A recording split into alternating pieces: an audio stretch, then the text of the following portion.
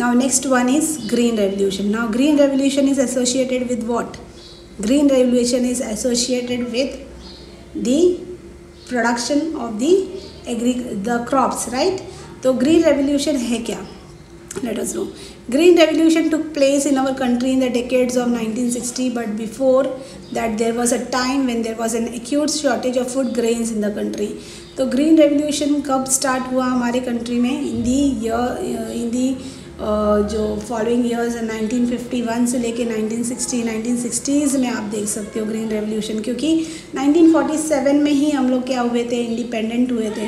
और इंडिपेंडेंस के बाद में ऐसा बहुत सारे सेक्टर्स थे जिसमें गवर्नमेंट्स को काम करना था ना, बहुत सारी चीज़ों पर। सबसे पहले एग्रीकल्चर, क्योंकि फूड ग्रेन पे हम किसी और पे डिपेंड होना ये सही नहीं है, इसीलिए 1960 में आप यहाँ पे रेवोल्यूशन स्टार्ट हो गया, ग्रीन रेवोल्यूशन। ओके, और इससे पहले हमारे देश में acute shortage of food grains थे, यानी कि बहुत कमी था फूड ग्रेन्स के। Yes, an agrarian country had to import food grains. अभी हमारा जैसा एक एग्रेरियन नेशन है तो भी हमें क्या करना पड़ता था, इम्पोर्ट करना पड़ता था। तो ये कंडीशन ही सही नहीं है। The country was struggling against such dependent condition.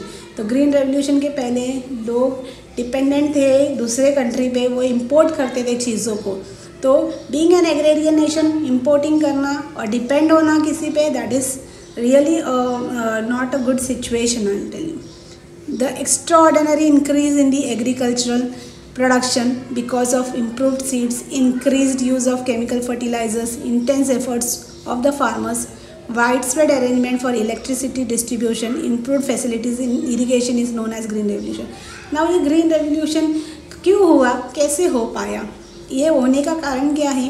क्योंकि एग्रीकल्चरल प्रोडक्शन में आपने देखा कि इम्प्रूव्ड सीड यूज़ करना स्टार्ट किए, है ना, केमिकल फर्टिलाइजर्स यूज़ करने लगे लोगों ने, फार्मर्स ने बहुत एफर्ट डाला, बहुत मेहनत किया, इलेक्ट्रिसिटी का प्रॉपर डिस्ट्रीब्यूशन हुआ, है ना, इरिगेशन का फैसिलिटी मिला। इसकी वजह से आपने देख सकते हो कि प्रोडक्शन में रेज हुआ, जिससे हम बोल सकते हैं कि 1960s का जो डेकेड है वो आके ग्रीन रेवोल्यूशन का पीरियड था, right. Main objective of the green revolution was to increase agricultural production. Green revolution का मेन पर्पस क्या है यहाँ पे, ताकि एग्रीकल्चर प्रोडक्शन का अच्छी तरह से इंक्रीज हो सके। Farmers were encourage to use chemical fertilisers and insecticides more. अब यहाँ पे जैसे आपने देखा कि शॉर्टेज था ना पहले, तो इसको निकालने के लिए क्या चीज़ों को बहुत ज़्यादा प्रोत्साहित करने लगे लोगों को, फार्मर्स को ये ज़्यादा से ज़्यादा इंकरेज करते थे कि आप केमिकल फर्टिलाइज़र और इंसेक्टिसाइड्स यूज़ करें ताकि प्रोडक्शन अच्छा हो। This led to attain the target to increase the agricultural product. As I told you, there has been a record production of wheat and paddy due to green revolution. और इसके वजह से, green revolution की वजह से, यानी increased improved seeds और ये सब चीज़ों की वजह, एफर्ट्स की वजह से, है ना, प्रॉपर इलेक्ट्रिसिटी, ये सब की वजह से कौन से क्रॉप्स में बहुत ज़्यादा प्रोडक्शन हुआ, व्हीट एंड पैडी में। Where there was a scarcity of food grains in the country, today there is sufficient storage of the food grains. और आज हम देखते हैं जैसे कि फूड ग्रेन्स को स्टोर करने के लिए भी बहुत सारे वेयर हाउसेस है, कोल्ड स्टोरेज है। तो पहले जो स्कैसिटी में हम चलते थे, मतलब हम कमी में चलते थे, आज सफिशिएंट अमाउंट ऑफ हमारे पास स्टोरेज फैसिलिटी है ताकि हम हमारे जब हमें ज़रूरत है उसे यूज़ कर सकें। Once drought was a hazard of regular interval in India.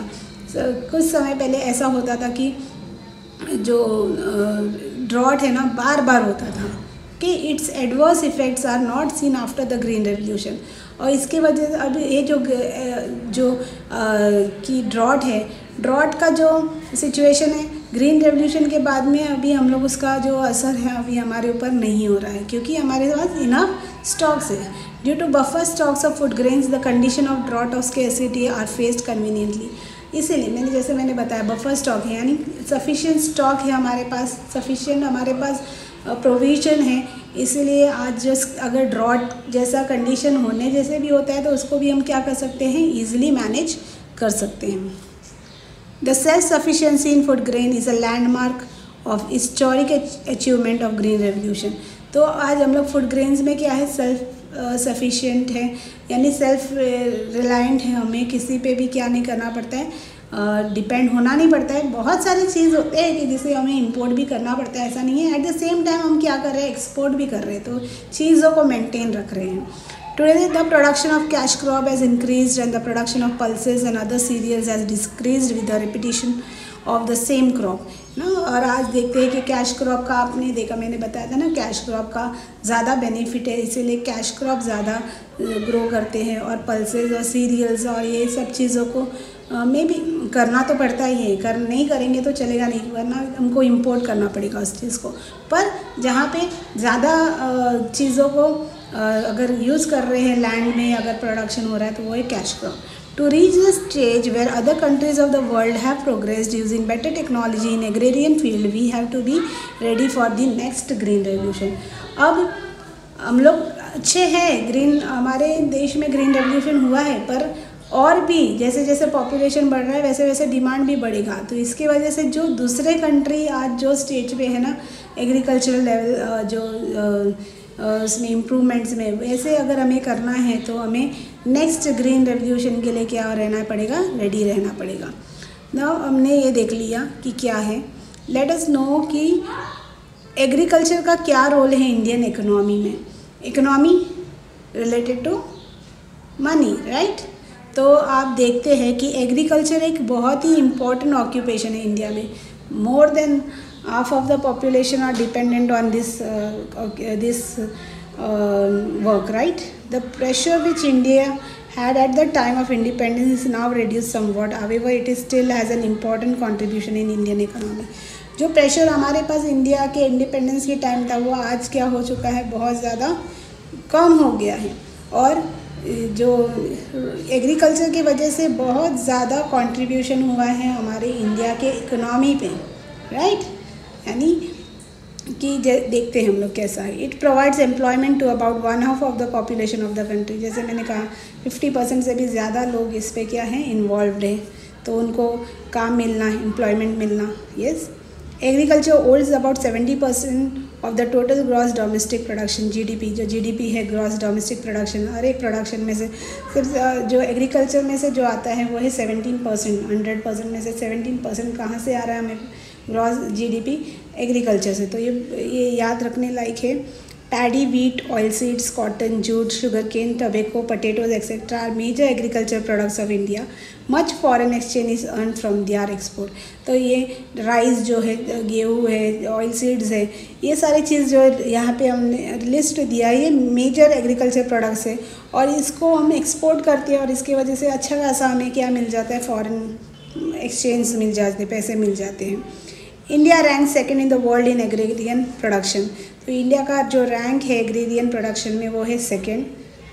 Industries like cotton, textile, sugar, paper, oil etcetera as well as the industries regarding the food processing gets their raw material from the agricultural products only. अब बहुत सारे ऐसे industries है जो कि raw materials के लिए agriculture products के ऊपर डिपेंडेंट है। जैसे कि हम लोग देखते हैं कि कॉटन टेक्सटाइल, कॉटन पे है ना, कॉटन पे डिपेंडेंट है, शुगर केन पे है, पेपर है जो कि आप देख सकते हो कि आपको बैम्बू से है ना, ऑयल जो है ऑयल सीड के वजह से। तो ये सारी चीज़ें हैं जो इंडस्ट्रीज़ है जो कि एग्रीकल्चर प्रोडक्ट्स के ऊपर क्या है, उन डिपेंडेंट है। Agriculture provides food to the people of India, this is true. The Indian contribution is not consistent in the world agricultural market because of irregular and uncertain rain and inadequate facility for irrigation. As I told you all the time, India is an agrarian nation, but one thing we should remember is our nation is a nation where rainfall is never regular or it is not certain. So we should know कि our rainfall is irregular and uncertain. और इसके वजह से जो contribution है Indian world agriculture market में वो consistent नहीं है ना, कंसिस्टेंट नहीं है। आप यहाँ पे देख सकते हो चार्ट में, देखो कैसा यहाँ पे रिकॉर्ड रहा है, कभी ज़्यादा कभी कम। यस, तो ये कंसिस्टेंट नहीं रहा है। क्यों? क्योंकि एक फैक्टर है जो कि rainfall is not regular and not certain in our nation. Food security is necessary for any country today. Yes, obviously हमें फूड सिक्योरिटी कोई भी नेशन के लिए बहुत ज़रूरी है आज के दिनों में। If the demand for the food grains is increasing and the food grain have to be imported, then the political independence of that country may be at risk. See understand this point. It's very necessary, हम लोगों के पास security होना चाहिए, food security, क्योंकि जैसे अगर हमारे demands बढ़ेंगे फूड ग्रेन्स की, अगर हमारे पास नहीं है तो उसे इंपोर्ट करना पड़ेगा, और एट द सेम टाइम हम लोग क्या हो जाएंगे, किसी नेशन के ऊपर डिपेंडेंट होने के चांसेस है। तो पॉलिटिकली जैसे हम लोग डिपेंडेंट नहीं होना है अभी हम लोगों को, यस, तो ऐसे रिस्क में हमें जाना नहीं है। We have become self reliant in the field of grain production due to green revolution, ये तो पता ही है आपको, है ना। 1960s के बाद में जो ग्रीन रेवोल्यूशन हुआ उससे क्या है, हम लोग सेल्फ रिलायंट हो चुके हैं, बट इसे हमें क्या रखना पड़ेगा, मेंटेन रखना पड़ेगा। Along with increase in the farm products there is an increase in population of the country also. सो यहाँ पे जो तराजू है बराबर चल रहा है, प्रोडक्शन बढ़ रहा है तो पॉपुलेशन भी क्या हो रहा है, बढ़ रहा है, तो इस चीज़ को भी याद रखना पड़ेगा। Okay,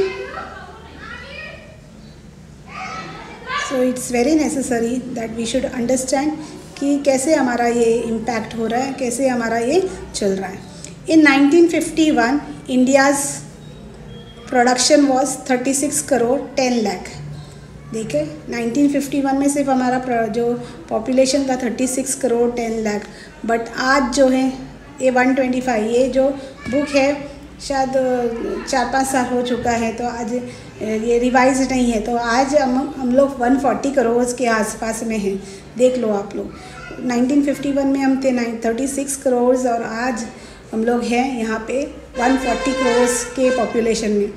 this has increase the demand for food grain, तो जैसे पॉपुलेशन बढ़ेगा वैसे इंक्रीज तो होगा ना डिमांड, यस।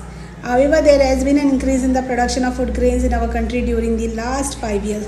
तो ये 5 सालों में फूड ग्रेन्स का जो डिमांड है वो बढ़ते जा रहा है। इन 1950-51 India has produced 51 crore tons of food grains, which has increased to a record of which has increased to a record of 265. Let me erase this and then I will. Okay. So here I have told you that what has happened.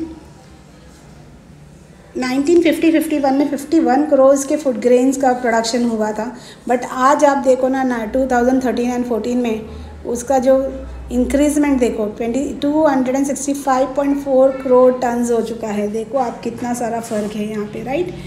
With the food grains which we have today, the minimum requirement of the country can be fulfilled। पर आज भी क्योंकि हमने देखा था ना कि जैसे प्रोडक्शन बढ़ रहा है, पॉपुलेशन भी बढ़ रहा है, तो हमारा जो ये मिनिमम रिक्वायरमेंट है वो फुलफ़िल हो सकता है इससे। It is necessary to maintain buffer stocks and increase it. और जो अभी पॉपुलेशन के हिसाब से प्रोडक्शन हो रहा है वो काफ़ी है, पर ये काफ़ी नहीं रहेगा आगे के टाइम के लिए, हमें और भी प्रोडक्शन करना पड़ेगा ताकि हमारा जो बफर स्टॉक है, जो हमारा स्टॉक है उसको हम क्या कर सकें, इंक्रीज कर सकें। The buffer stock of the grain, the scarcity of the grain can be prevented during drought और in the case of inadequate production of the food grain. अब बफर स्टॉक होगा तो क्या होगा कि जब हमारे पास स्कैसिटी है कोई ग्रेन का, उस टाइम में हम यूज़ कर सकते हैं, ड्रॉट के कंडीशन में हम यूज़ कर सकते हैं। Yes, the wastage of food grains can be prevented by implementing the techniques to preserve the grains in warehouses. अब हमें फूड ग्रेन्स को हमें क्या नहीं करना है, बर्बाद नहीं करना है, स्पॉइल नहीं करना है, इसके लिए वेयर हाउसेज में इसे प्रिजर्व करना बहुत ज़्यादा ज़रूरी है। ऐसे स्टोर हाउस होना चाहिए जहाँ पे आप इसे अच्छी तरह से कोई भी उसके ऊपर कोई असर ना पड़ते हुए उसे स्टॉक रखना बहुत ज़्यादा ज़रूरी है। The hunger of thousand of family can be satisfied if this buffer stock is distributed among them free two of charge. अब ये जो कई सारे हमारे इंडिया में देखो बहुत लोग हैं बिलो पॉवर्टी लेवल, है ना, BPL लेवल में बहुत सारे लोग हैं, तो ये सारे लोगों का जो भूख है इसे मिटा सकते हैं जब बफर स्टॉक्स आपके पास है और आप इसे फ्री ऑफ चार्ज क्या कर सके, डिस्ट्रीब्यूट कर सके। It is a strong necessity of the time to stop the wastage of food grain. आजकल हम देखते हैं शादियों में या कोई भी, इसमें हम देखते हैं कि बहुत सारे चीज़ों को वेस्ट किया जा रहा है, तो इसको ना वेस्ट करते हुए जो ज़रूरतमंद है उनको देना अच्छी बात है। It is necessary to strengthen food stocking and the arrangement to conserve it, ना।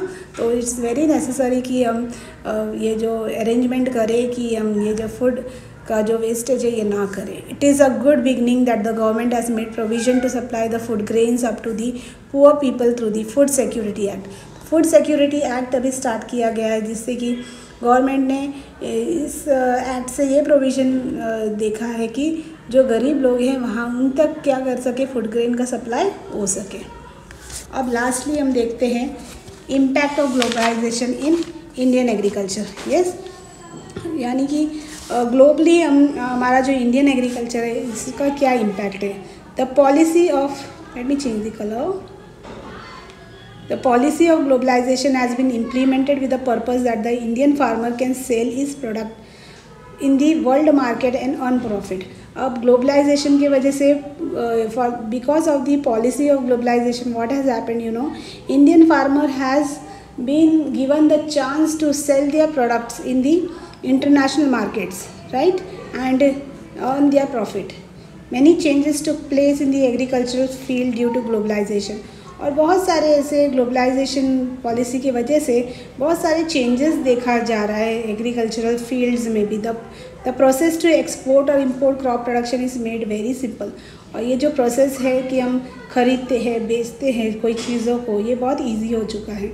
Cotton, chilies and tills are now available in Chinese markets and various fruits from world are now available in Indian market।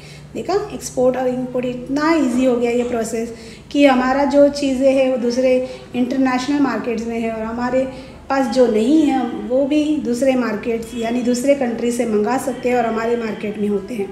The costly genetically modified BT seeds sold by the multinational companies are now available in India।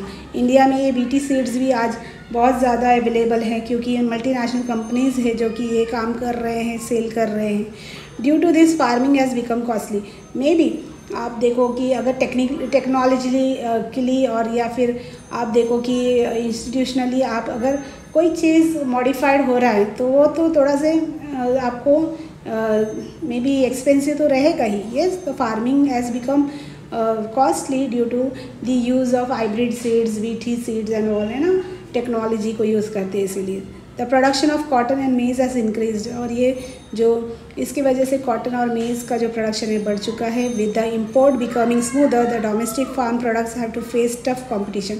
अब हम लोगों ने देखा, देखो कहीं भी कोई भी चीज़ का है ना दो साइड्स होते हैं, है ना।